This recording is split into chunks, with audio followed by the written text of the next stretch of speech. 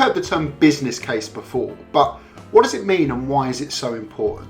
Well, when an organisation is deciding to make a purchase, they need proof that the purchase they're making fits within the organisational strategy, fits within the budget that the organisation have, and ultimately aligns to priorities that that business has as well. Without a business case, even a simple business case, it puts us in a very difficult position to sell our product or service within an organisation, particularly larger organisations. In this video, we're going to go through the importance of business cases, how to build one, and a free structure and framework that you can take away with you as well. Whoa. Before we do, remember to subscribe, remember to hit that bell notification, remember to chisel it into the back of your retina so every time you look in the mirror, you see Aaron Evans sales training.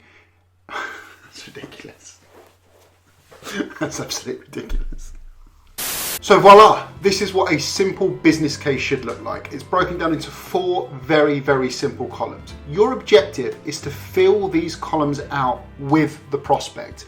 Now with the prospect part there is very important because this is a mutual business case. It's one that you're building together, and the numbers and the challenges and the detail needs to be provided from the organisation that you're selling to, or the champion that you're selling to, or even the economic buyer that you're selling to. The reason that's so important is because we want these numbers to be a real reflection of their organisation. So when it comes to solving these problems, you're solving real business challenges. So let's look at these columns individually. So the first column is the organisation's objectives. What is it that they are trying to achieve? This is absolutely critical because this is showing you what the end state is, or the end goal that they're trying to accomplish. Now, the point here, and as you can see through the example I've given here, and this is purely an example, is that this needs to be proliferated with numbers. The metrics is what makes this challenge come alive. So when you're going through the process of investigating and scouting out this information, make sure that we're getting hard and fast numbers to attach to each objective. There's a couple of reasons why that's so key. Number one is that it actually quantifies the problem. And number two, when it comes to negotiating and you put a price point in front of them, there's a direct understanding of what that return on investment looks like.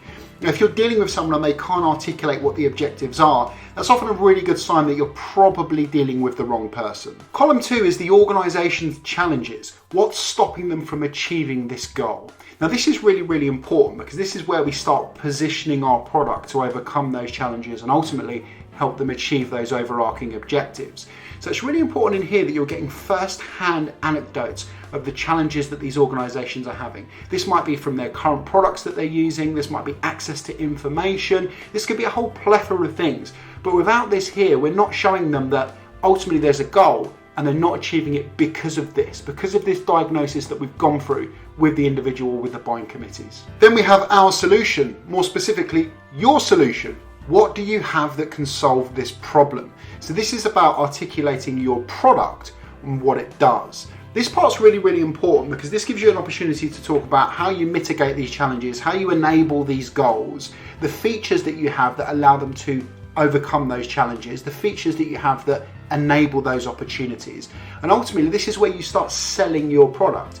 Now, be careful here because this is less about feature function. Although that's important, it's more about benefits. Last but certainly not least, we have value to you. Now, you'll notice here that the example I've given is proliferated again with lots of metrics and numbers because this is about showing them what that return on investment will look like. This is the future state once they've purchased your product. This is really critical. It gives you a couple of options. Number one, if you've got a champion or a buying committee who is socializing or selling this internally in their organization, this is one of the first places people will look.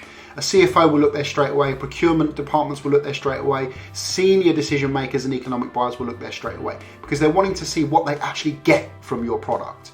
The other point here, which is really important, is that this is what's quelling negotiation. If someone turns around to you and says, well, your product's too expensive, you've got a really robust value case that's based on the truth within their business, the real business objectives, the real challenges that that organisation is having. And then ultimately, you've justified your price point.